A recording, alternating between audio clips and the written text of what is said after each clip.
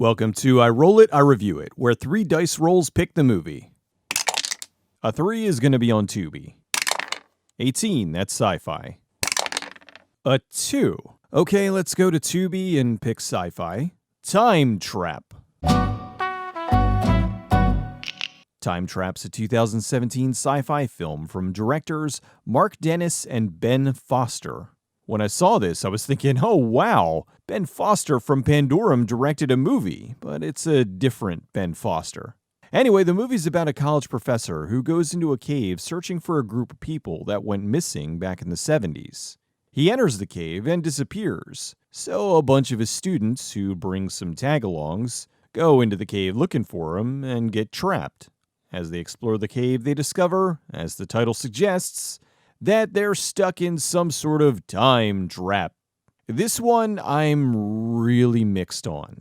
The characters act incredibly stupid and don't seem to recognize some really obvious things. For example, towards the beginning, the professor's stuck in time for a while, and when he does get out of the cave, his van is covered in overgrowth. He's all like, "Hey, who's pulling a prank around here?"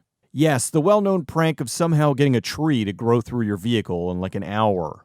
The other thing was the kids in the cave refuse to recognize that there may be something time-related going on. It's like when you watch a zombie movie and a dead person rises from the grave and they go, "Hey, this is some weird disease. What is going on?" And everyone refuses to just say it's a zombie. This one character escapes the caves to see how things have changed and explains everything to the group. They sit around arguing, and it takes a good while before everyone puts the pieces together. Not saying that they should immediately agree that they're having time problems, but at least start to float some ideas. Or there was a part later on in the film where someone's dying, and they're arguing over what to do when the magical MacGuffin to save him from dying is 5 feet over there, and for some reason they won't use it. I will give the movie credit for its ideas, though. About a little more than halfway through, things really shift, and the ending, I did not see it coming. It's a bonkers, off-the-wall third act that genuinely saves the picture. The beginning was pretty weak, but man, they stuck the landing. It didn't completely save the film, it still had some problems, mainly the pacing of the first half and the stupidity of the characters, but it does redeem it. It's that crazy of an idea, and I applaud them for doing it. The only actress I recognized was Cassidy Gifford, who I saw in the terrible 2015 film The Gallows. I liked her a lot more here. I liked the kid who played Furby. He, for once, was a sympathetic character instead of the usual annoying kid character. So, Time Trap. This one started off a little rough, but it did get better as it went along. The visual effects were fine for their budget, with some things looking genuinely good. This was a decent little sci-fi film that isn't great, but has some tremendously great ideas. I do think with a few rewrites, and perhaps a slightly larger budget, this could have been amazing. As it is, it's an okay movie that has a pretty weak beginning, but a genuinely solid and surprisingly shocking ending. Overall, major points for creativity. Time Trap gets a reluctant thumbs up, mostly because of the ending. Welcome to I Roll It, I Review It, where 3 dice rolls pick the movie. 4, that's Crackle. 10, Hot and Trending. 8, that leads me to Primal Rage. Let's see how it is. Okay, for some reason the movie wasn't working. Thankfully it seems Tubi has it, so I'm gonna watch it over there. And this was good. Really good. Primal Rage is not based on the video game from 1994. It's about a guy named Max who was just released from prison after a year. His wife picks him up, and on their way back home, they accidentally hit a guy who runs out from the woods. I don't want to spoil what happens, but through some bad luck, the couple get lost in the woods and then are hunted by a very, very aggressive Bigfoot. Again, I genuinely enjoyed this. The characters were vulnerable, and while the occasional dumb movie thing happened, it never felt too far outside the realm of possibility.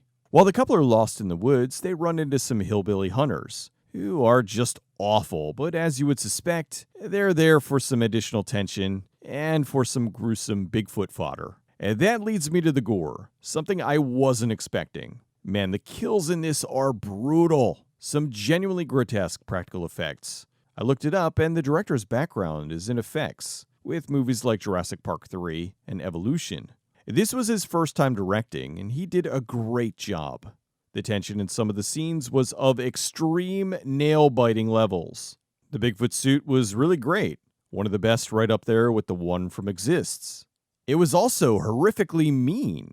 Just the viciousness of the Bigfoot was something to behold. Also something I hadn't seen in a Bigfoot horror movie before. Bigfoot was not just a big dumb animal. He was smart. I say he because there's something that happens later that, oh, Brandon Tennell, this is all your fault. Anyway, Bigfoot set traps, used stealth, and even weapons.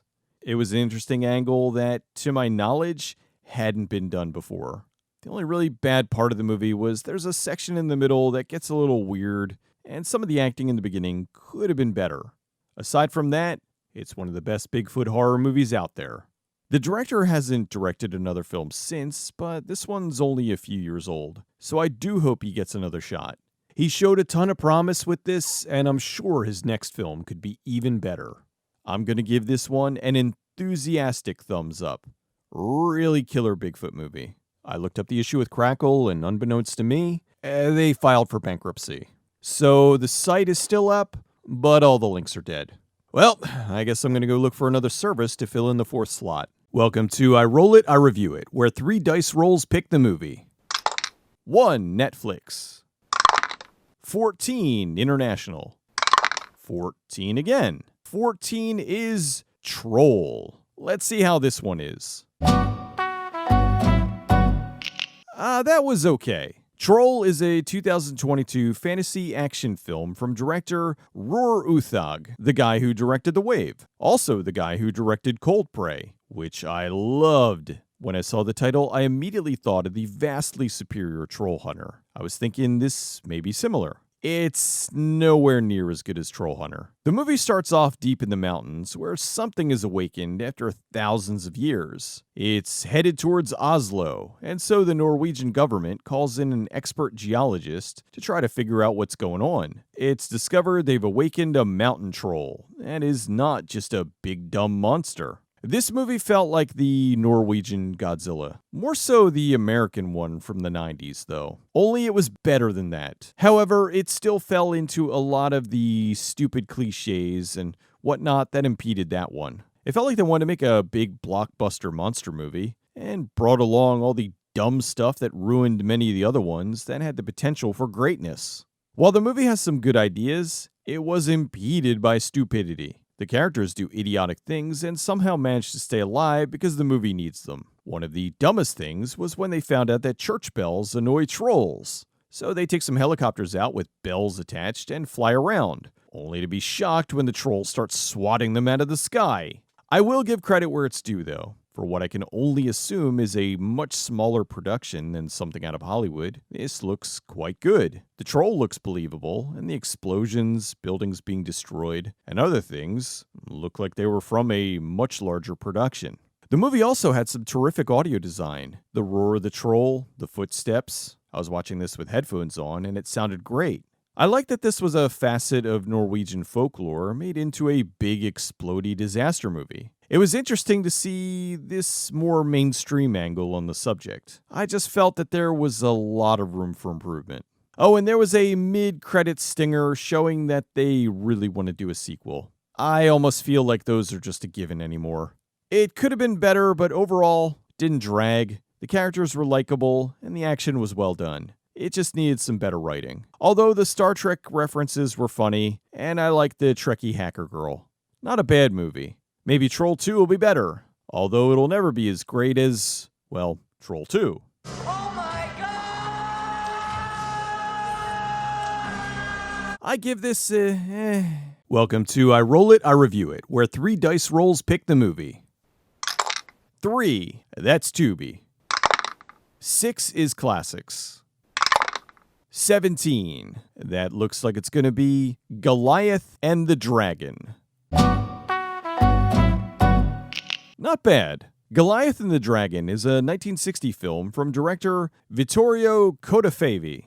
This was one of the old sword and sandal films from Italy that immediately reminded me of Hercules. I thought that's who the lead guy was, but then they kept calling him Goliath. The movie's about Goliath returning to his home country after escaping from hell, where he went to get the giant blood diamond. He stabs a pretty cool fire-breathing Cerberus puppet 5 minutes into the film. He then chokeslams a bear, beats up a dude in a bat costume, and even wrestles a real elephant.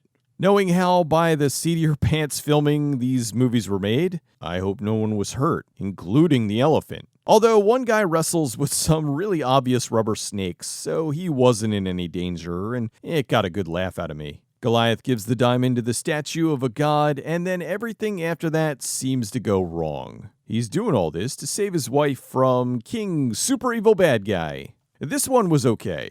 I've seen plenty of these old strongman Italian films, and this one was fine. Nothing really stands out about it, aside from the elephant fight. Turns out the alternate title for this was Revenge of Hercules. Out of curiosity, I had to look it up as to why he wasn't Hercules, and it turns out it wasn't a rights issue.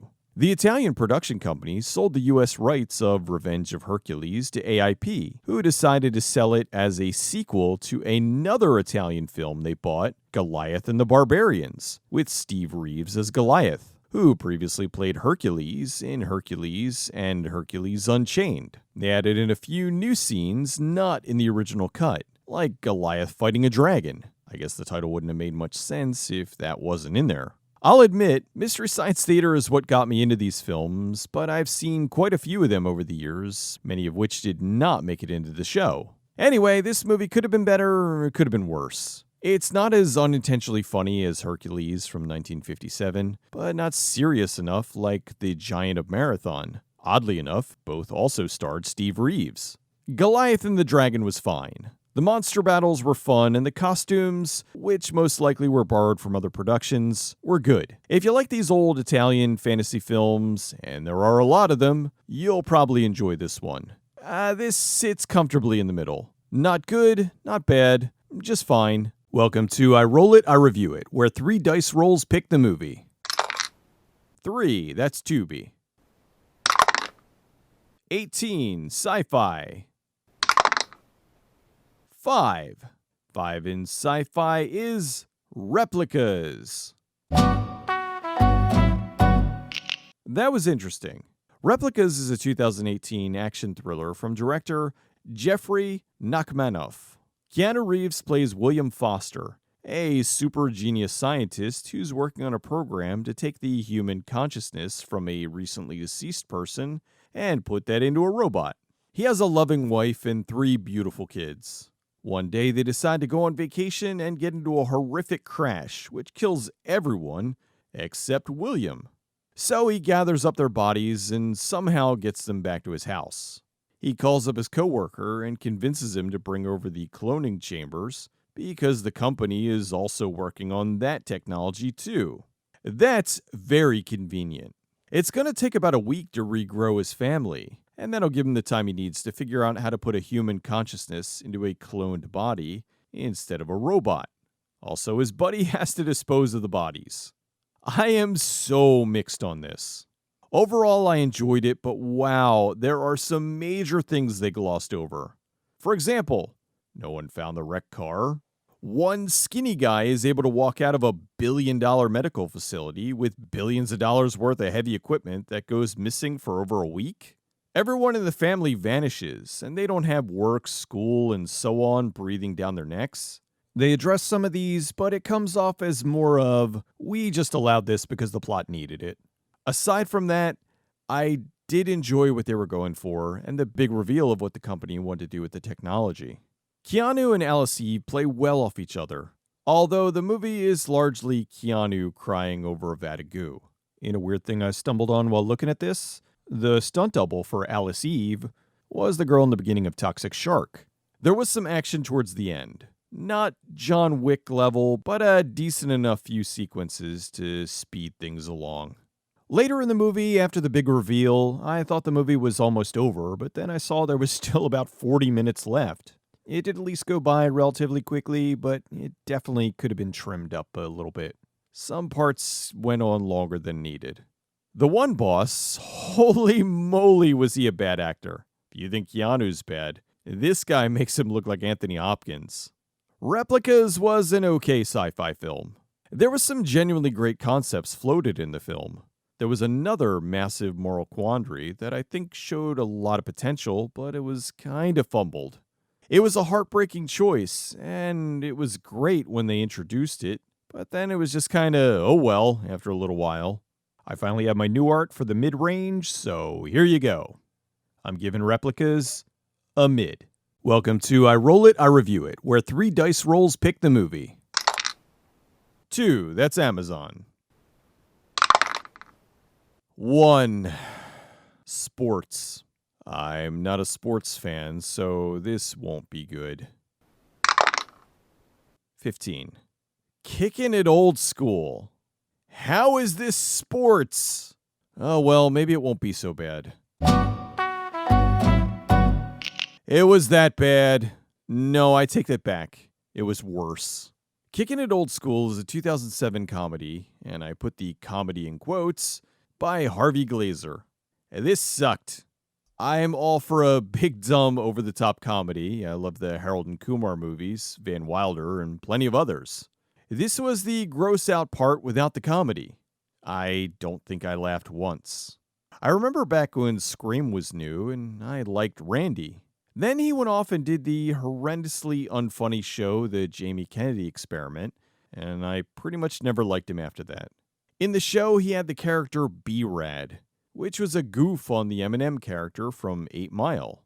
It feels like Kennedy just kind of turned into his character for a while. He did the movie Malibu's Most Wanted, which was taking the B-Rad character into the theater.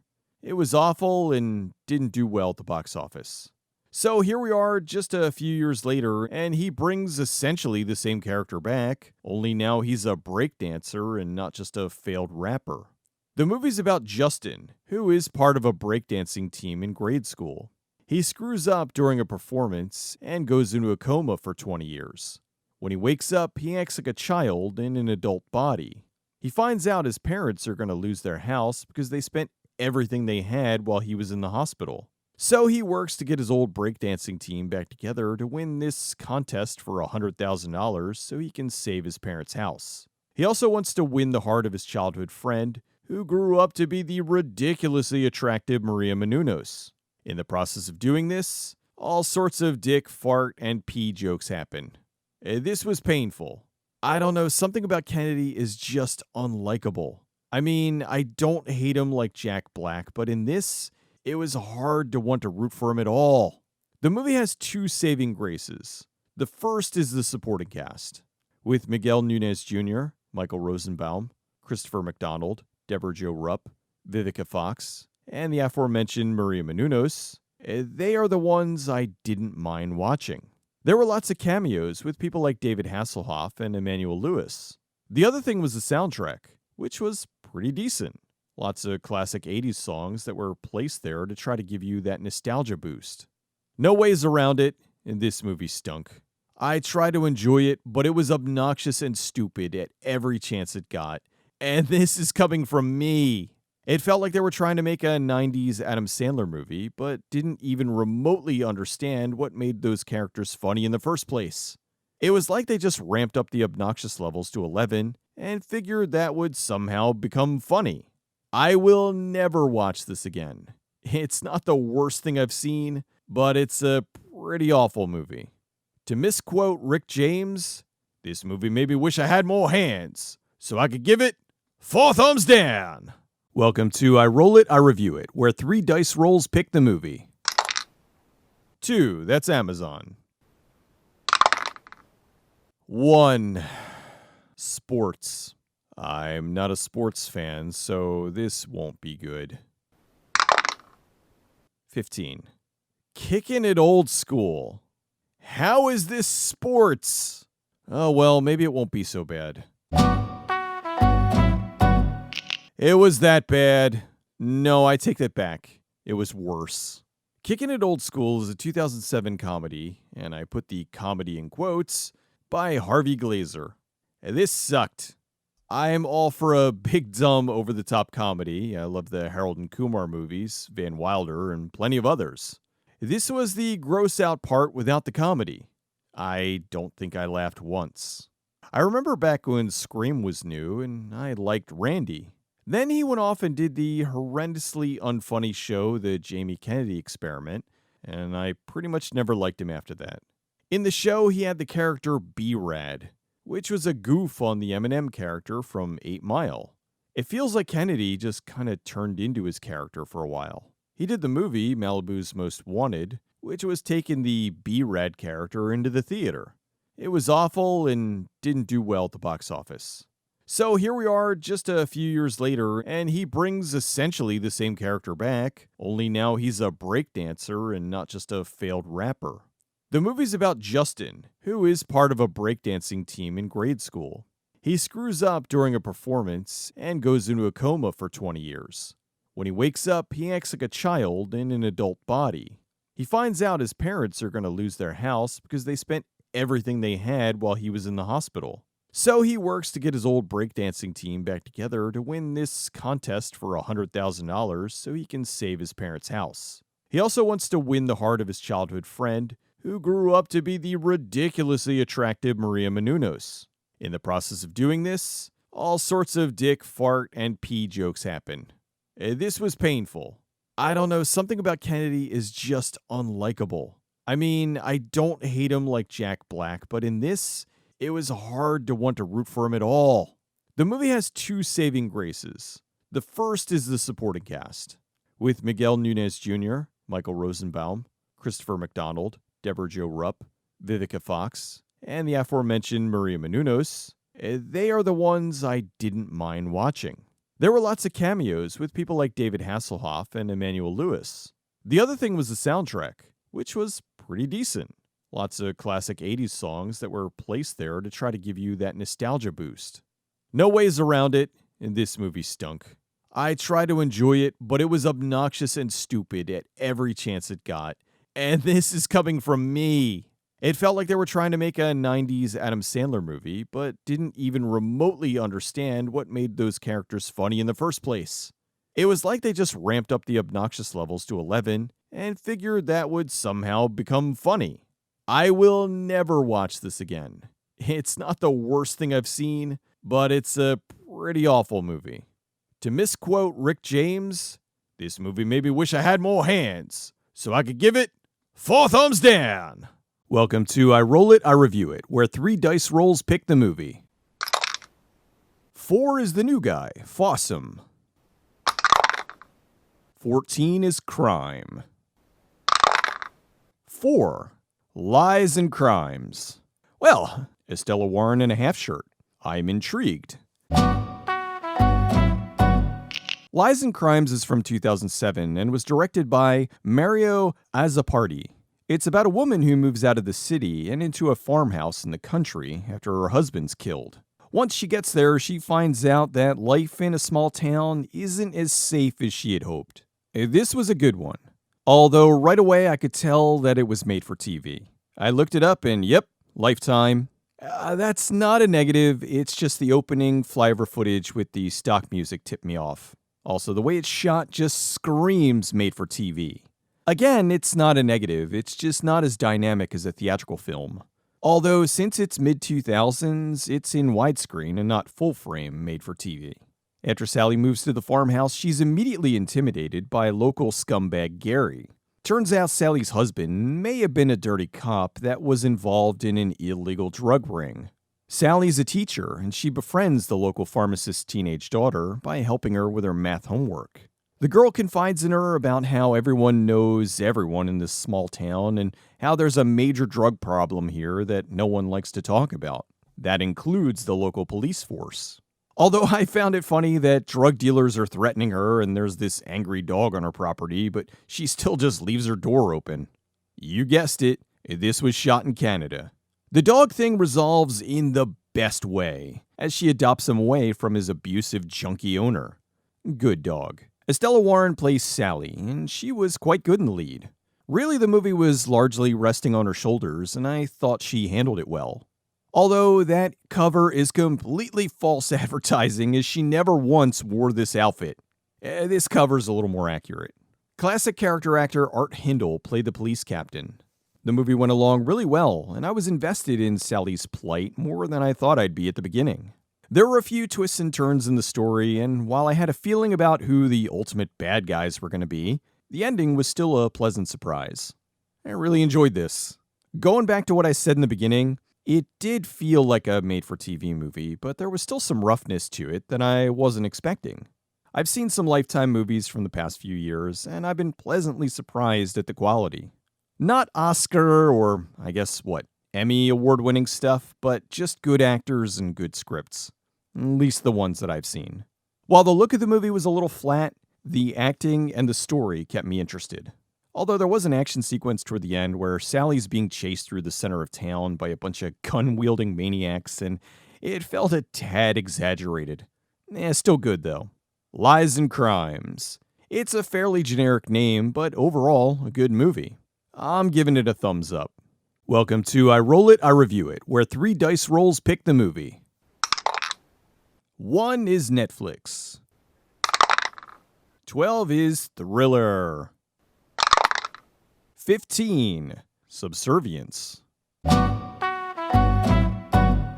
That was better than I expected.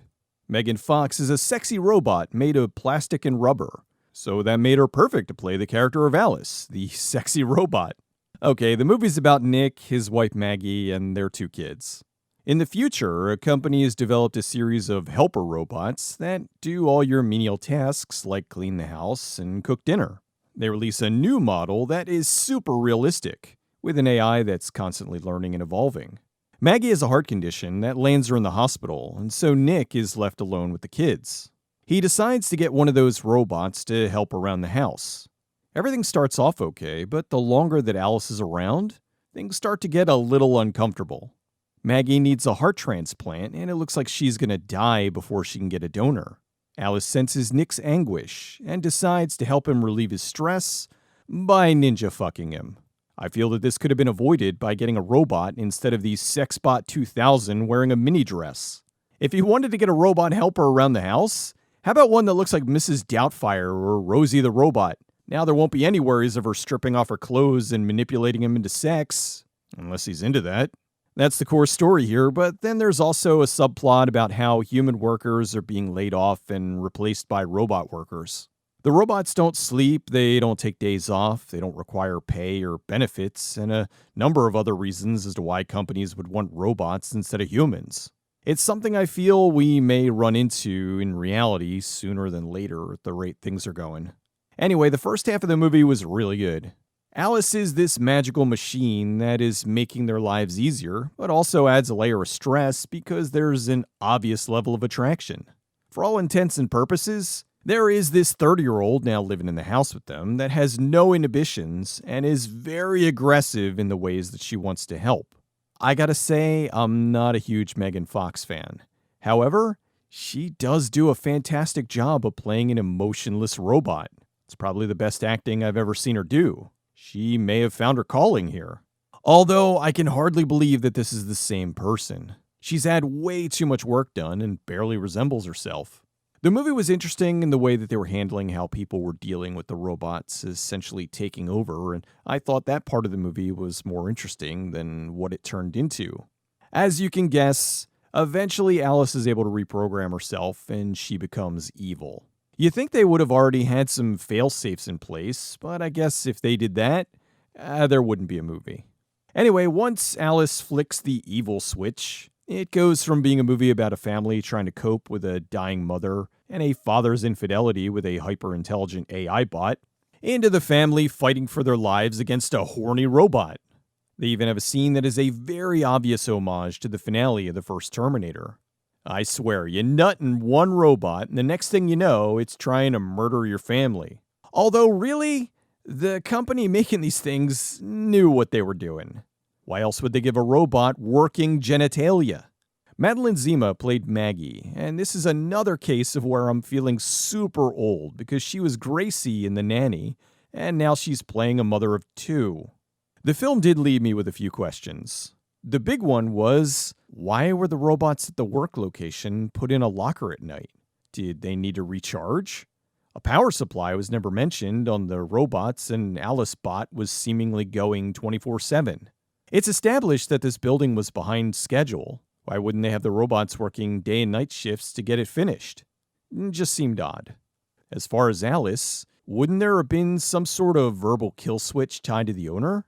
The robots are ridiculously strong. There'd be a time where you might need to get it to stop doing something, like trying to drown your children. That just seemed like something that should have been in there. The movie also suffers from having an ending that was probably the most obvious expected ending you could think of. About 5 minutes into the movie, I thought that was how it was going to end, and yep, I was right. Subservience was interesting. It started off more as a drama about the future I could see us living in sooner than later, but it turned into a cliched evil robot goes on a murderous rampage. It's still worth seeing, but I feel it was a missed opportunity to do something different. So I'm giving it a thumbs up because I did enjoy what it was, but I'm bummed for what it could have been. Welcome to I Roll It, I Review It, where 3 dice rolls pick the movie. First thing I need to do is see where I'm watching. 3, Tubi. Now roll for genre. 17 is mystery. Ooh. Now it's time to roll for the movie. 3, Howard's Mill. I'm going to guess this has something to do with aliens. All right, see you in 10 seconds. That was okay. Howard's Mill's a mockumentary from 2021. It's about a farm in rural Tennessee that's linked to multiple missing person cases that span over 40 years. The movie follows a group of film students that are using the mystery of Howard's Mill to film a documentary for a school project. They're following the case of Dwight Nixon, who lost his wife when she went missing on the mill. Of course, no one in town believes him, and they all think he murdered her. The movie then shows interviews with people about the mill, paranormal experts, and other locals who know someone who went missing. This wasn't bad. It's well done and one of the more believable-looking mockumentaries. I saw some posts of people asking if it was real or not. They even have a website which plays out like it's real, reminding me of what they did for the Blair Witch Project. It looks like they're trying to expand the lore on the film because it's also now a series. Howard's Mill, The Truth Revealed. Oh, and the poster is very misleading. Aliens are alluded to in the movie, but so are lots of other paranormal things like time travel. Overall, it was an interesting film, and it was okay, but it did drag a little. It felt like a segment from one of those old TV shows like Encounters stretched into an hour and a half. The acting was good for the most part. I thought they were all believable, playing real people, so it's not surprising that some people thought this was genuine. There was a little mid-credit stinger that made me laugh. It's probably the goofiest part of the film and makes the previous segments feel silly. I would say if you watch it, just skip it, but now that I mentioned it, you're gonna watch it anyway. I don't really have much more to say about this. It was decent. If it sounds interesting to you, I'd say it's worth your time. Just don't expect any answers. Howard's Mill gets a mid. Welcome to I Roll It, I Review It, where 3 dice rolls pick the movie. First thing I need to do is see where I'm watching. 1 is Netflix. Now roll for genre. 6 is drama. Now it's time to roll for the movie. 17 is a movie called Extinction. This is a drama? Okay, if you say so, Netflix. All right, I'll see you soon. That wasn't too bad. I also now see why it was listed as a drama. Extinction is a 2018 film from director Ben Young. It's about a guy named Peter who keeps having dreams where the Earth is invaded by aliens and millions die. No one believes him, and he starts to consider therapy. Then what happens? The Earth gets invaded and millions die. Although all is not as it seems, which they mention in the beginning a few times. Peter gathers his family and they try to get out of the city into an underground bunker where they might be safe. I will give the movie credit where it's due. I thought it was going in one direction and was surprised when I found out what was going on. All was indeed not as it seemed, and there was a really good rug pull about halfway through the film. It did take a little while to get going, but once the real invasion started, not the one that he was dreaming about, it got better. I looked into it, and it seems this was made by Universal, who I guess didn't have any faith in it, so they sold it to Netflix. Visually, the film was both good and bad. What I mean is that there was quite a bit of obvious CG. Overall good, but some stuff looked a little too fake. Like you could tell at times that nothing around them was real. The alien suits looked cool though, as well as what was done practically. The story kind of chugged along with a few interesting surprise moments, although it was hampered by some movie stupidity. This is a bit of a spoiler, but it's revealed fairly early into the movie. The Earth fought off the aliens before a long time ago. The world leaders knew the aliens would return someday. This is something they cover more a little bit into the movie, but they had absolutely no provisions on how to stop them. I don't remember how long, but it was something like 40 years they had to prepare, and yet they did nothing. We knew this was going to happen. That's why we never prepared. That was idiotic. I don't want to spoil it any further, but I'll just say the leaders were supposed to be super intelligent, and yet they never bothered to set up any kind of contingency plan for what to do when the aliens returned. That was my biggest problem with this. Maybe if they had something, anything, aside from the, hey, we got a few rifles and a place where we can hide underground. This is not really the best plan. Most likely, this was a way to set it up for an inevitable sequel, especially the way they chose to close out the film with a semi-cliffhanger and monologue. While it is sci-fi, it definitely falls under drama. There were a lot more family moments in the film than there was sci-fi action. It tries to be exciting, but it just never gets there. It's okay. I like the idea of it more than the actual film. They had a really intriguing idea, and it feels like they squandered it. Extinction sits right in the middle. Good ideas with one bordering on great, but some poor execution that hampered it from being better. Welcome to I Roll It, I Review It, where 3 dice rolls pick the movie. 3 is Tubi. Now it's time to roll for the genre. 1 is romance. Oh no. What level of Hallmark are we on? Now let's roll for the movie. 5 is 10-inch hero? I was not expecting this. I seriously was expecting something like Love, Romance, and Chocolate. I don't know what I'm in for, but I'll be right back. Wow! That was outstanding! This is what I was hoping for when I started this series. So many movies are out there, and this is one I had never even heard of. I most likely wouldn't have ever seen this otherwise, despite it being filled with a lot of actors that I really like. 10-Inch Hero is a 2007 romantic comedy from director David McKay, but it's not what you would call a rom-com. I'd say it's more romantic comedy drama, but not at all what you would expect. The movie's about a young artist, Piper, who gets a job working at a sandwich shop in Santa Cruz, California, that employs a very eccentric group of people. Even the frequent customers are all kind of quirky. There's the bombshell Tish, the computer nerd Jen, the rebel Priestley, and the hippie boss Trucker. Piper recently moved to the area for personal reasons. When she was 15, she had a daughter that she put up for adoption. 8 years later, she sees an article about a girl who she thinks is her daughter, and she just wants to check in to make sure she's okay. There's more to it, but I don't want to spoil. This movie caught me by complete surprise. With its alt-rock opening by The Feeders, this feels like a lost movie from the 90s. It just has that vibe to it, not sure if it was intentional or not. I know this wasn't a movie that was delayed or shelved since then, because if it was, some of the cast would have been teenagers. Speaking of, the cast was incredible. Sean Patrick Flannery, Jensen Ackles, Alice Creed, Clea Duvall, Danielle Harris, John Doe, and Elizabeth Harnoy were all terrific. With Jensen Ackles, this was right before he blew up on the mega popular show Supernatural. The movie breezes by and flows effortlessly. 10 minutes in, and I was completely hooked. The interactions between the characters make it feel like they've all been friends and coworkers for ages.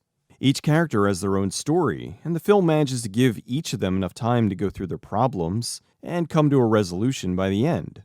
It was refreshing to see a film where each of the stories has a beginning, a middle, and an end without dragging on too long or taking too much time away from the other characters. Priestley brings a huge amount of charm and humor to the film with his funny shirts and constant wisecracks. The only issue I had with the movie, and this is minor, is there's a weird moment later on in the film that seemed out of place. It's this little 3 to 4 minute interlude that had me scratching my head. I asked my wife if this was something that women do, and she said, and I quote, "Ew, no!" On the musical side, while I enjoyed the alt-rock for the soundtrack, I'm pretty sure some of the filler bits were just loops from GarageBand. Not a big deal, it just made me chuckle. Hey, you gotta save money where you can. I love that there were some big surprises in the movie that I wasn't expecting. Not twists, but rather story points that caught me off guard. On a sweet side note, it seems that Jensen Ackles met Danielle Harris on the film, and shortly after they started dating in reality. Not too long after that, they got married and are still together. I know what you're thinking. This is something really outside of what I normally like, and you are right. Most times, these kinds of movies are just saccharine sweet, so much that they come off as fake, like biting into a cake that's full of aspartame. Not this movie. The entire thing felt genuine. The writing was clever, the characters are wonderfully fleshed out, and it brought a gigantic smile to my face. I'm sure a good bunch of you will skip this, but if any of it sounds appealing, I highly recommend checking it out. I loved every bit of this. I enjoyed it so much I ordered the Blu-ray. 10-inch Hero gets a gigantic Achilles thumbs up from me. One of my new favorite movies. I was not expecting a romance pick to be the first major thumbs up. I am so happy I found this one. I had to suffer through kicking it old school to get here, but it was worth it. Welcome to I Roll It, I Review It, where 3 dice rolls pick the movie. To start, I need to see where I'm watching. 2 is Amazon. Now it's genre time. 19, horror. First horror I've landed on so far. And now for the movie.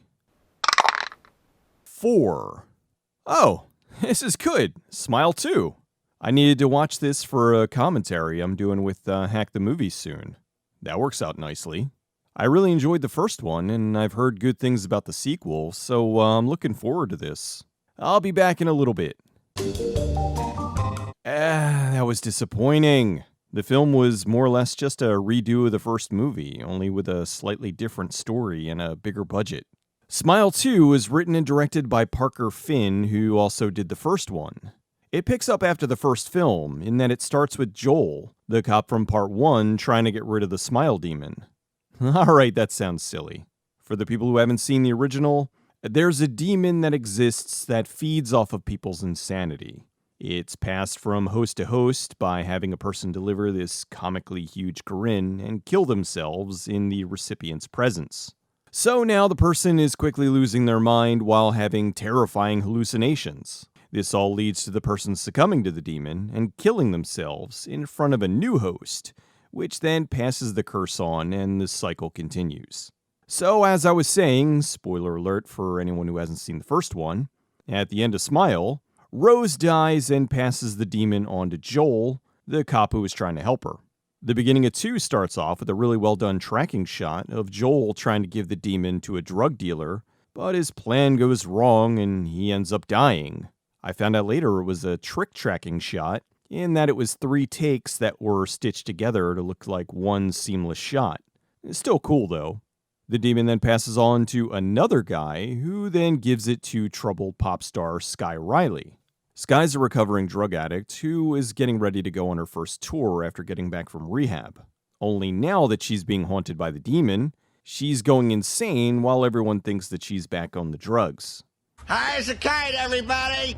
Goofballs! When this was first being promoted, I thought Sky Riley was a real person. What I mean is that I thought she was a TikTok or Instagram star playing herself in the movie. Turns out she's Naomi Scott, an actress I'd seen before, but she looked really different here with the short blonde haircut.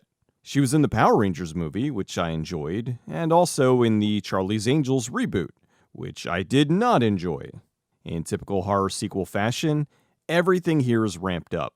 The kills are grander, the scope is larger, and even the runtime is longer. Although bigger doesn't always mean better. I felt that by switching from Joel to Skye was a huge missed opportunity. Since Skye got the demon, she didn't know what it was. So for a chunk of the film, it's the actress trying to figure out what's going on. This is frustrating if you saw the original, since you already knew. By skipping Joel, they passed on a major unique angle. When Joel gets infected, he already knows what's going on. They could have then spent the film having him dive more into the lore of the demon and trying to find potential ways to beat it. With Skye getting it, it's all, oh, something horrible is happening, oh, it's another hallucination, and then she manages to talk to someone who explains what's going on. Apparently the director considered making the movie about Joel, but decided to pivot and make it about a new person. I think it was a big fumble. They could have given us something new instead of just the same movie again. The other thing was, with how the first one ended, I knew they were going to do it again.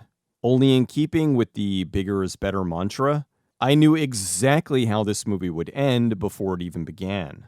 It's a shame because for a moment I thought they might be brave and go in a different direction, but nope, we're going with the safe ending because this is the easiest way to set up a sequel. Although, really? I don't want to spoil it here, so I'll drop a spoiler section at the end. Overall, it was okay. There were some scary moments, but most of them were undone by the need for jump scares. The smiles in this one also didn't feel as exaggerated or creepy as they did in the first. The song and dance numbers, while done well, went on for longer than they needed to. I get that we're supposed to believe that she's a pop star, but with the movie clocking in at over 2 hours, you can shave a minute or two off of some of these. Although I did find out that they released the original songs on Spotify, so at least they put some effort into them. I didn't know this at the time, but the one character is Jack Nicholson's son Ray, so he busted out the huge Joker smile just like his dad. Smile 2 is a sadly mediocre film when compared to the first. I hoped this would be as good as I kept hearing it was, but ultimately, it was a big letdown. Scott was good, with her wide eyes staring in the camera in sheer terror. However, moments like that were destroyed when, oh no, a room full of dancing smile demons. I know it's called Smile, but I don't think I'm supposed to be laughing. The story was just a retread that they treated like a whole new thing. If you saw the original, you saw the superior version of the story.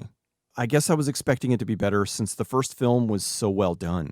It just didn't pack a big enough punch to warrant sitting through almost the same movie again. Not bad, but a serious drop-off in quality from the first, even though it was bigger. Anyway, mediocre. Okay, let me get into that spoiler about the ending. So at the end, Skye kills herself in front of this massive crowd. In theory, that means that everyone in the crowd is now infected. Doesn't that mean this will lead to the extinction of the human race? She's a huge pop star on her first show in quite a while. I looked up Madison Square Garden's max capacity, and it's 20,789. In a week, they're going to die and pass it on to another 20,000 people or so, and then in another week, and so on and so on. In 1 year, that's over 1.2 million people dying from this. I just can't see how they're going to do a sequel unless it's one of two things. Either the demon only chooses to infect one person, or the more interesting idea, that the demon is now living inside of 20,000 people, and it gets widespread attention due to the amount of bizarre deaths happening at the exact same time. I looked up the statistics, and roughly 50,000 people take their own lives every year. That uptake going from 50,000 to 1.2 million would definitely set off someone's radar, especially since the people doing it do it so publicly on a weekly schedule. So it's very possible that Smile 3, which is coming, could be more interesting than Part 2. We shall see. Welcome to I Roll It, I Review It, where 3 dice rolls pick the movie. First, let's see where I'm watching. 3 is Tubi. Now it's time to roll for genre. 8, comedy. I hope it's a real comedy and not comedy. Now time to roll for the movie. 4. The Oranges. What? That's a new one to me. I'm gonna go check it out. That was a pretty good movie, with a really great cast. The Oranges is a 2011 comedy directed by Julian Farino.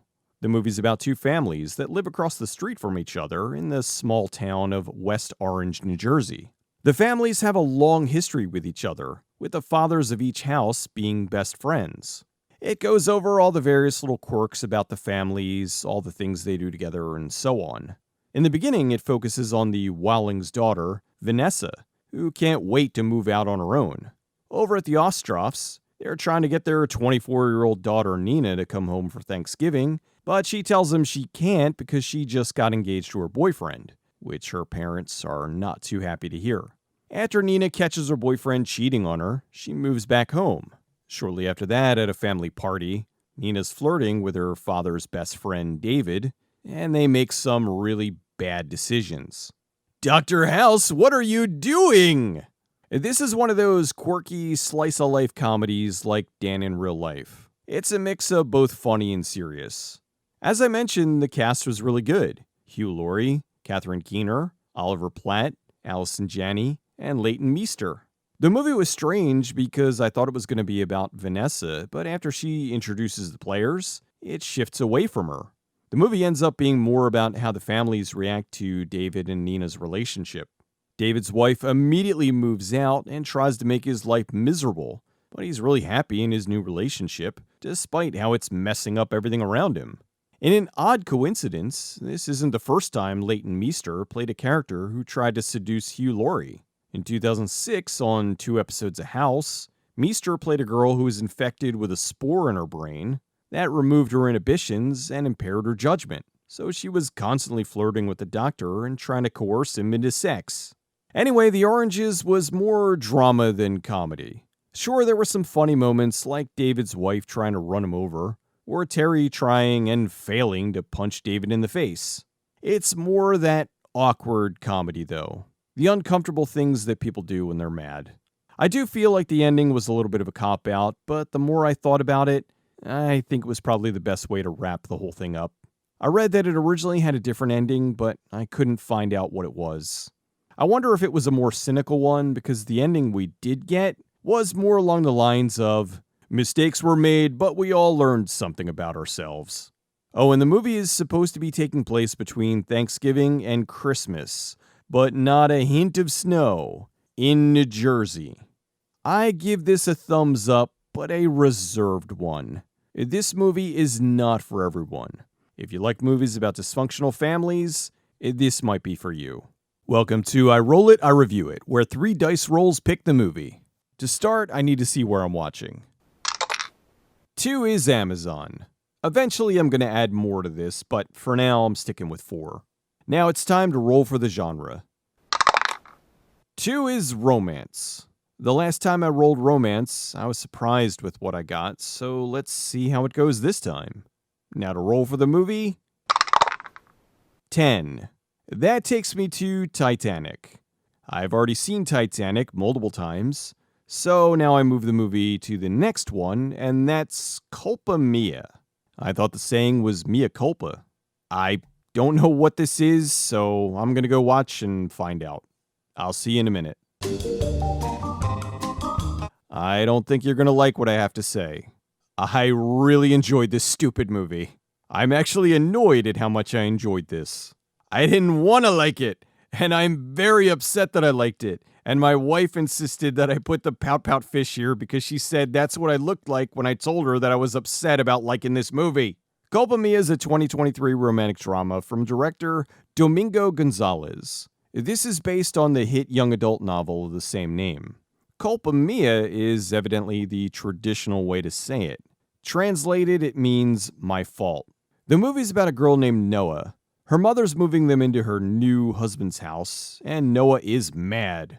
Living at the house is her new stepbrother, Nick. Oh no, stepbrother! Is she gonna get stuck in the dryer? Noah is really cranky. She's completely pissy towards everyone, and I thought she was just gonna be an annoying thought the whole movie.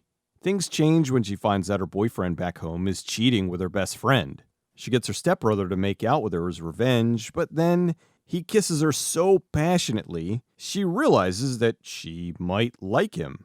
The problem is, he's kind of a gang member who's also into illegal underground racing, and if that's not enough, he's also a pretty big deal in illegal underground fighting.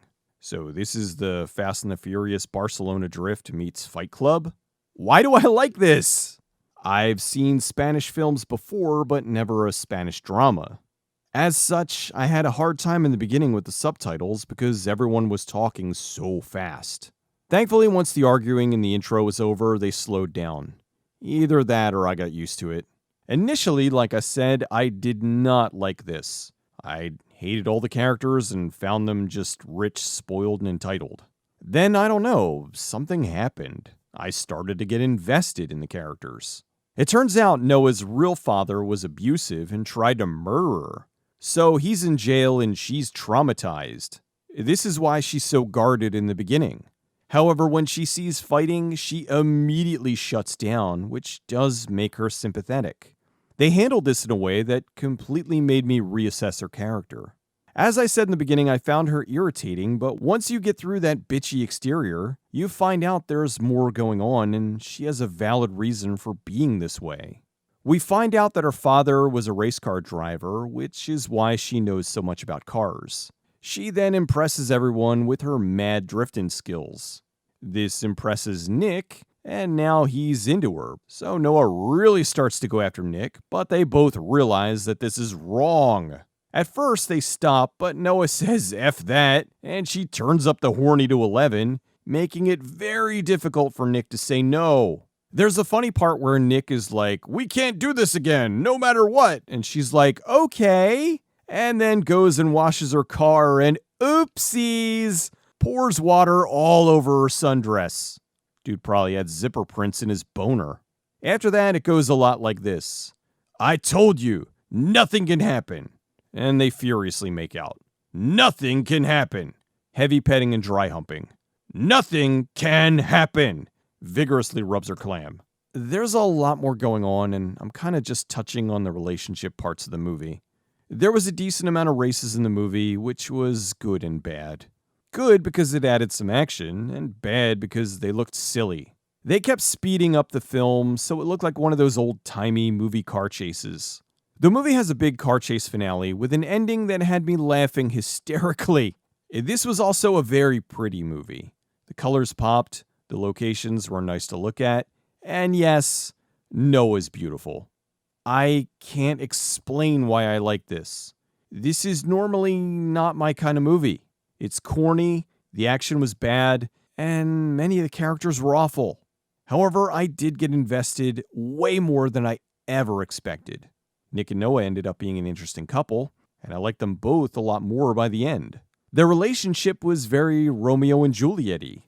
The movie was a pretty big success on Amazon, so it looks like part 2, Culpa Mia, is already out, and part 3 is coming next year. I'm ashamed to admit that I want to see them. Although for now, I'll leave that up to fate. I don't know what to tell you guys, I must be getting soft. I don't believe in guilty pleasures. I never think that you should feel guilty about liking a movie or a TV show or whatever. So I don't feel guilty, I'm just confused. I'm going to have to go watch some Corman or Sedaris and get my testosterone back. However, somehow, Culpa Mia gets a thumbs up from me. Your mileage may vary, don't be mad at me if you watch this and don't like it. I can't in good conscience recommend it, but at the same time, I can't lie and say that I didn't enjoy it. Welcome to I Roll It, I Review It, where 3 dice rolls pick the movie. To start, I need to see where I'm watching. 4 is Fossum. Now roll for genre. 19, horror. That's nice.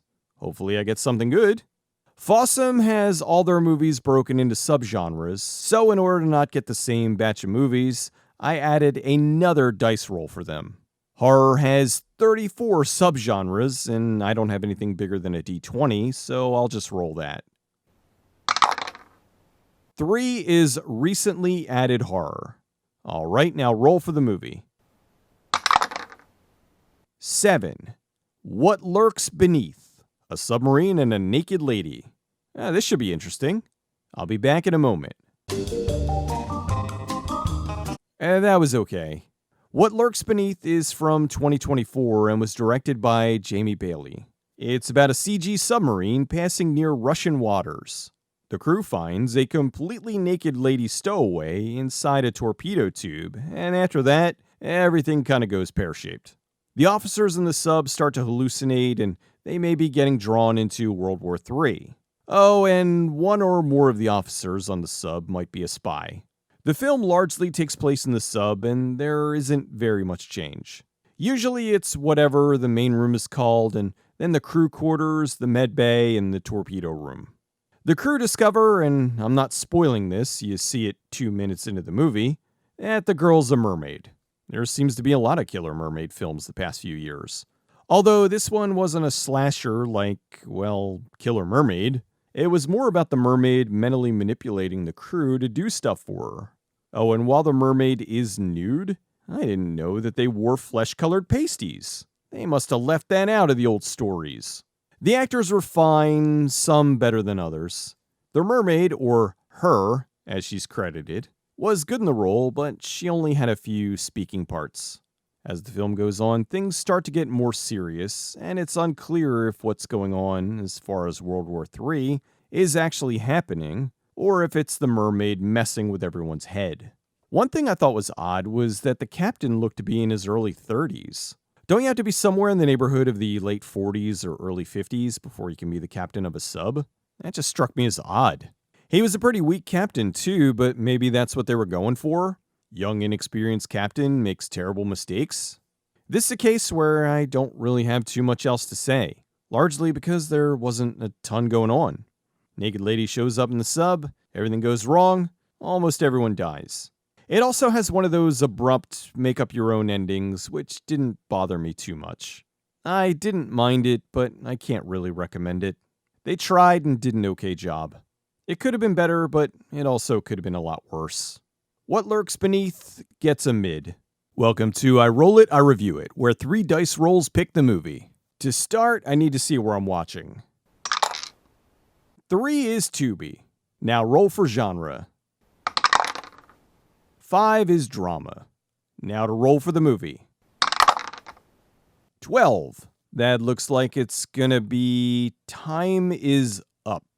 Oh no, it's that Bella Thorne is a bitch or something lady. I remember her from that Disney show with Zendaya. Anyway, let's get this over with. Oh my god, that sucked! Much like that Before I Fall movie, I recognize that I am not the target audience for this. However, with something like Culpa Mia, even though I am not the target demo, I still liked it. This, on the other hand, is primarily aimed at self-absorbed people who like seeing others of their kind. Time's Up is from 2021 and was directed by Elisa Amoroso. It's about Vivian, her boyfriend Steve, and bad boy Roy. It's another one of those love stories that starts off with a character who was just in an accident, so we have to go back a few days or however many weeks before this happened. A little surprise was that the movie opens with a lot of F-bombs. I was expecting this to be another PG-13 movie aimed at the tween audience, but nope, it's aimed at a slightly older audience. Anyway, Vivian is getting ready for a big test, and her boyfriend's on the swim team. Everything seems to be going great, except that her boyfriend has a big secret. He's gay and is cheating on her with the swim coach. Bad boy swimmer Roy knows this, but can't tell her. Then there's some drama about her parents who are getting separated, and I did not care at all. The movie is one long series of music videos in between the drama. They took out all the interludes, blaring songs that I never heard of. This movie would have been about 15 minutes long. It's also filled with some of the laziest overused movie cliches. You don't understand me, Dad! Thorne's acting is terrible in this. Actually, everyone is. At first, I thought it was just her, but then I realized that everyone's acting was off. None of them ever feel like real people, but more like lizard people that are doing their best jobs to make everyone think they're human. Just feels weird, like everyone's in a different movie. Look at this quality acting! Leave me alone! out, Roy. Seriously. Vivian, Fuck you. please stop. Please. I don't want to talk to you. Leave me alone. You get it? Oh, and she has a few monologues in the film that they should have never let her do because they're awful. I had to write down the most ridiculous line. I was busy studying quantum physics, and yet I still made time for you. The bad swim boy is, of course, in love with Vivian, and she apparently likes him too because they had a musical montage of her thinking about him while fiddling with herself, something I wasn't expecting to see. The movie's all BS high school drama, despite the fact that the lead cast are all in college. They all acted like spoiled children. At one point, Vivian discovers her parents are getting a divorce, and so she does what anyone would do. She up and goes to Rome to visit her boyfriend who is away on a swim meet. Sure! Any regular person can just up and do that. Only that's when she finds her boyfriend isn't in his hotel room, so she ends up spending the day with bad boy Roy, who's trying really hard to bone her. He gets her to strip down to her undies, and they make out in a pool. She declines the sex and goes to find her boyfriend in bed with the coach. This is when she runs into traffic and gets hit by a car, which brings us to the beginning. Now she's in a hospital in a coma and has a gap in her short-term memory. So now she has to remember who she loves or something, and oh, this sucked so much. Between the musical segments, it's either voiceovers of her trying to equate love and quantum physics, all while showing countless shots of Thorne lying on her back thinking. I really thought this was going to be another movie based off of a young adult novel, but nope. It was written by the director and 2 other people. Time Is Up was awful.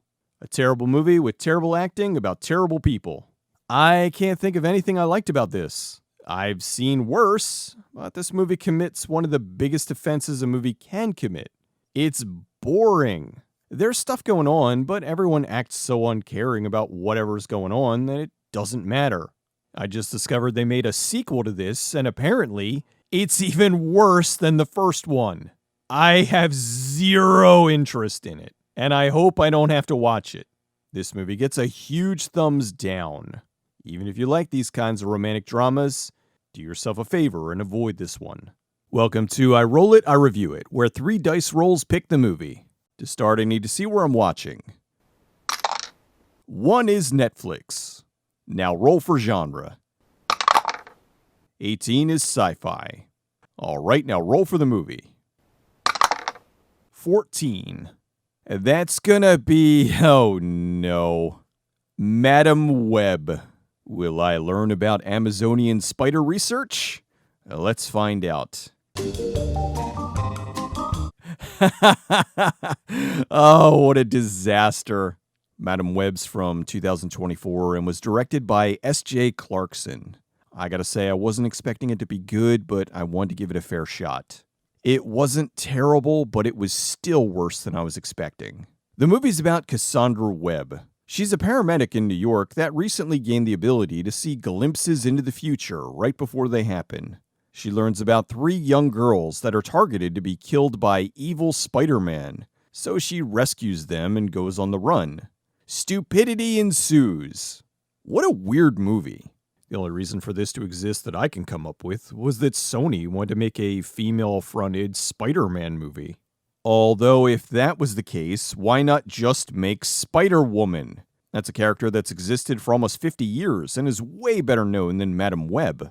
To my knowledge, leading up to the movie, Madam Web has never had her own book series. She's always been a supporting character. So they decided, I guess, to make this as the foundation for a series of Spider-Woman spin-offs. They had Julia, Maddie, and Anya, who were some characters who previously were Spider-Woman over the years. Although they were merging multiple characters from different timelines together. Seems like they made it overly complicated for some reason. They made weird, unnecessary changes, like swapping Maddie Franklin when they could have just used Valerie. Anyway, the movie was disjointed and weird. Whenever Cassandra would have her visions, they showcased this by hitting record on the camera and then throwing it down a flight of stairs. Everything was moving around to an uncomfortable degree. I get that this is supposed to represent the hectic nature of what she's seeing, but at the end of the day, you have to recognize that there's an audience watching this. It would have been better for said audience to see what was going on instead of this jumbled mess followed by, oh, here's what just happened. I need to stop it. I had a lot of problems with this. The biggest being that this is a movie from 2024 that cost about $100 million. Why does it look worse than a movie from 2002? They made over 10 Spider-Man movies at this point. The CG should be down to a science. However, between evil Spider-Man, the really bad CG spiders, and some of the obvious compositing, everything looks wrong. Another thing is, I guess this is supposed to be an alternate timeline since it's 2003 New York and no one seems to know what Spider-Man is. But then why does evil Spider-Man have a costume that looks exactly like one of the clones of Spider-Man? Oh right, that's because this ancient tribe of spider people in the Amazon also had costumes that looked exactly like the ones from this kid in New York who doesn't exist. As other people have pointed out, there were no less than 2 instances where Cassandra was incapable of opening up a can of Pepsi, which in and of itself is funny because the product placement in this is ridiculously blatant. From the Mountain Dew cans that always seem to have their label pointed to the camera, to the big final guy being killed by the giant Pepsi sign. The movie overdid it with the You're showing off. Maybe a little. which is annoying in trailers and even worse when they put it in the actual movie. Then there's these odd moments like the dramatic umbrella opening.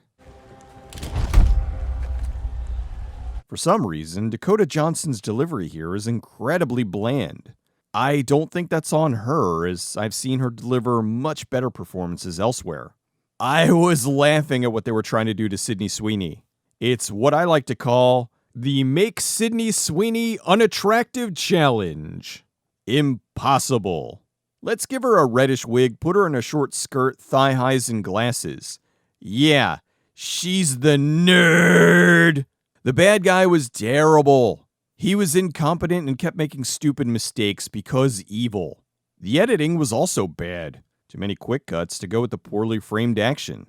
With all the songs on the soundtrack, that most likely helped to increase the budget. Oh goody! We get to hear Toxic twice! I've seen kung fu movies with less dramatic zoom.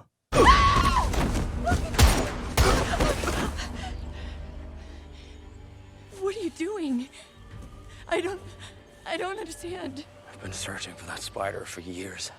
No, we could help so many people. I'm not interested in helping people. No one helped me when my family was starving.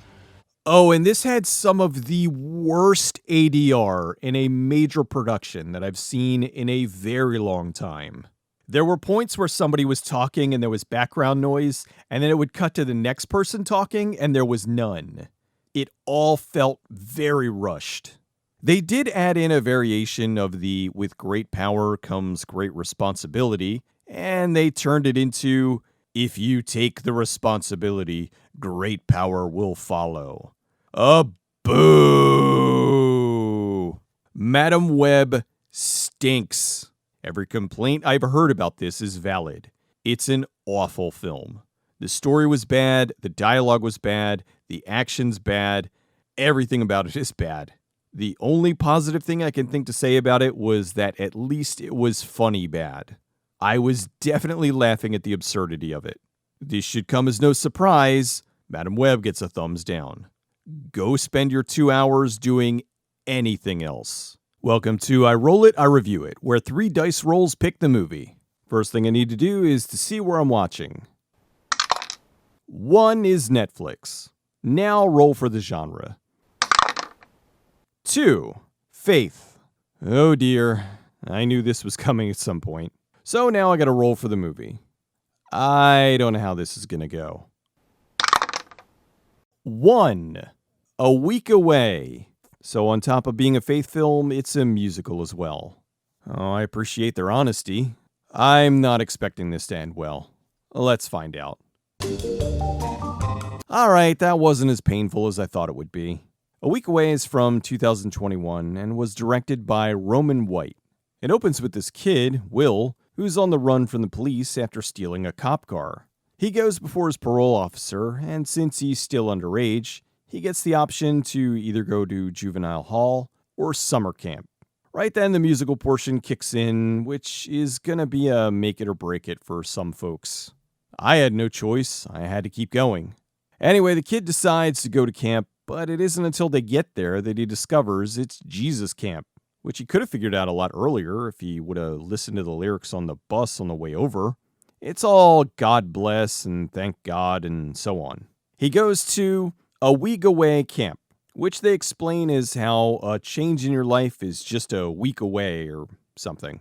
The kid immediately is cool with Jesus summer camp because there's this cute girl there, Avery, who he wants to make his best gal. He just has to win a bunch of events, praise the Lord, and dethrone a bunch of naughty theater kids. This was fine. I wouldn't have normally watched this, but I wasn't miserable the whole time. Will meets the owner of the camp, and it's David Koechner? I swear that guy shows up in the most random places. Although his friend's mom is Sherry Shepherd from The View, and I thought she was going to be terrible, but she was just your average stereotypical mom character, so she was tolerable. There were some oddities in the movie, like having the lead kid admit that his favorite movie was Twilight, and everyone just went along with it. That's what reinforced that this was something of a Pure Flix level. My favorite movie is Twilight, and I love Bella Swan. And everyone just goes, oh wow, me too. Meanwhile, in any other movie, it would have been, Favorite movie? Twilight. Gay! I was not expecting them to belt out some Amy Grant covers, but now that I say that, I remembered that she was a Christian singer before she went on to pop, so guess it's not all that surprising. Although odd that they went and did Baby Baby, which Grant wrote about her newborn daughter. Oh look, Amy Grant's in the movie as well. That was a surprise. I guess that explains the music. Some of the other songs were also covers of songs that I recognized, but I don't know who did them originally. Maybe I'm getting soft. I didn't hate this. It's essentially Camp Rock or Band Slam or Poison Ivy, the TV movie with Michael J. Fox, not the slutty Drew Barrymore one. I'd say it's even kind of like Meatballs, just with more songs about God. The kids have some processing on their voices, but they can all sing, and I didn't want to plug my ears whenever they broke out into a song. It's extremely wholesome. Teenagers won't like it, but a 5-year-old would probably think it's fun and want to go to summer camp.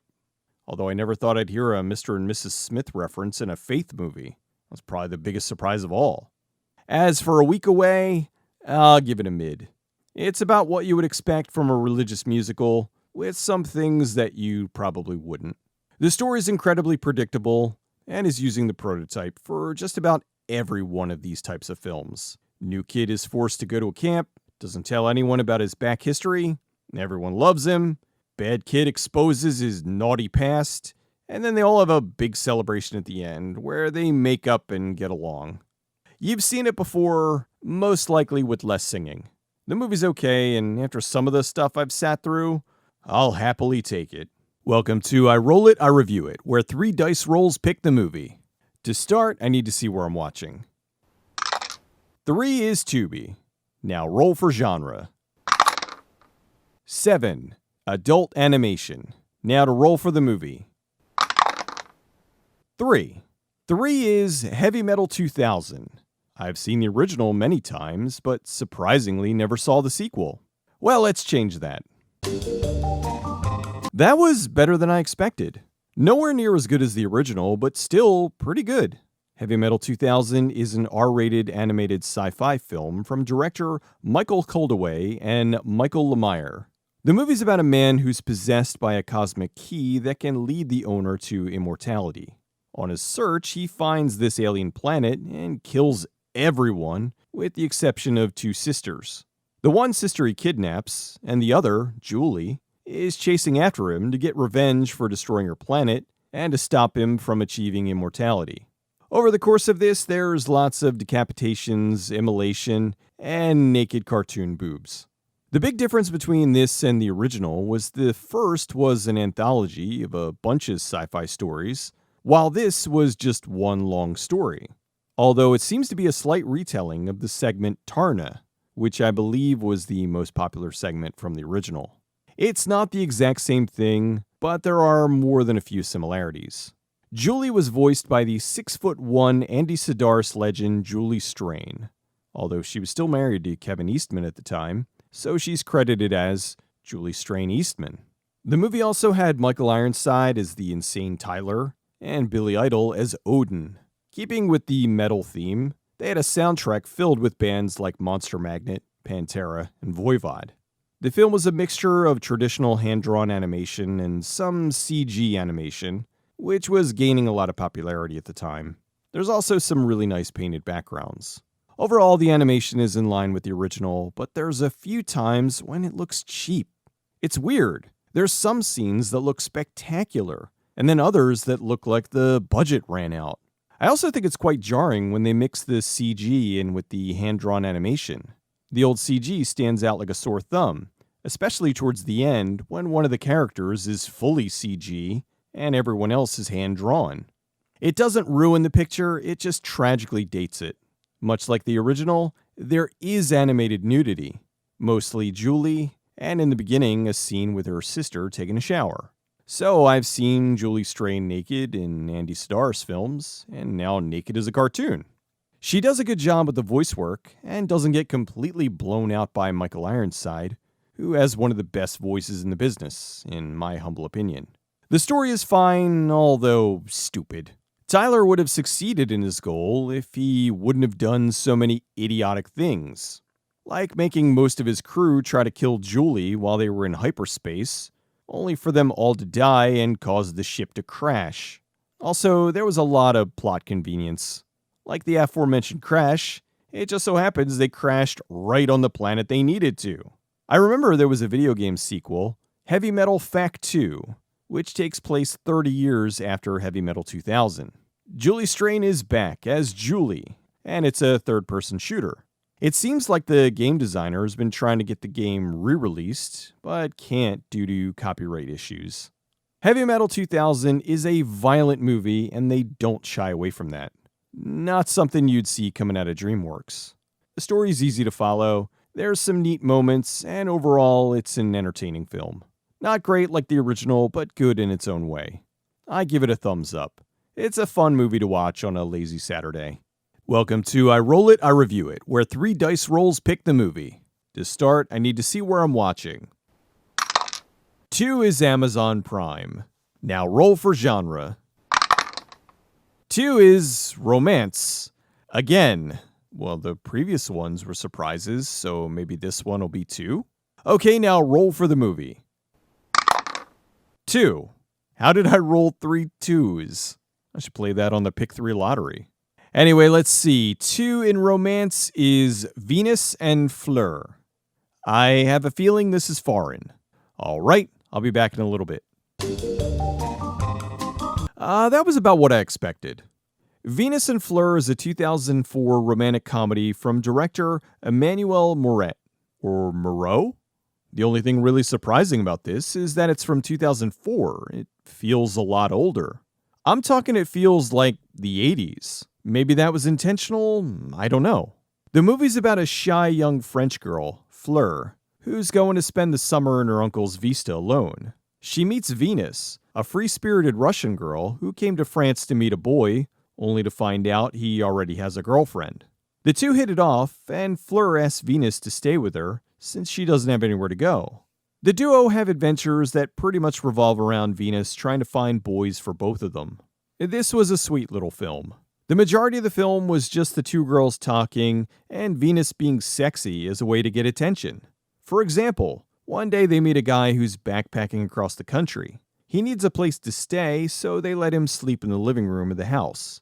Venus wants him to notice her, so she walks by him naked to try to get his attention. I'm not sure what it is with the Frenchmen in this movie, but there's a good chunk where these two pretty girls are throwing themselves at them, and the dudes aren't even remotely interested. This is one of those movies that feels like it was taken from the writer-director's journal. Like this was something that happened to her when she was younger, and she decided to make a movie about it. Fleur is cute and demure, while Venus is leggy, beautiful, and since this is a French movie, she can't seem to stop taking her clothes off. The actress who played Venus was really great, and I'm surprised that she didn't do more. After this, she did 2 films and a short, but that's it. If this was indeed France in the 1980s, I could have seen her being a regular in Jean Roland films. The actress who played Fleur was also quite good, and this was the only thing she had ever done. I guess neither of them had the urge to continue acting.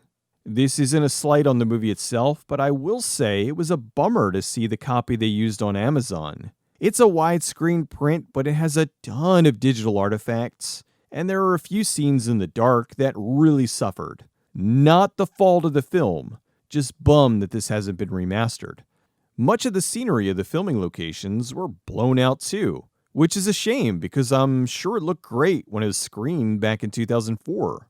Overall, the film was fine. The characters acted fairly normal. No one really did anything ridiculously questionable, except for all the guys that didn't notice these 2 beautiful girls. It was just 2 pretty friends spending the summer together, trying to fall in love while learning a little bit about themselves. It was nice. Overall, just a pleasant film. I hope it gets remastered someday. Again, another romance pick that I didn't mind. Although this is probably the weakest of the ones I've seen on here, but it was still enjoyable. It's a film where no one dies, nothing really bad happens, and a stunning Russian girl repeatedly gets naked. I'll give it a mild thumbs up.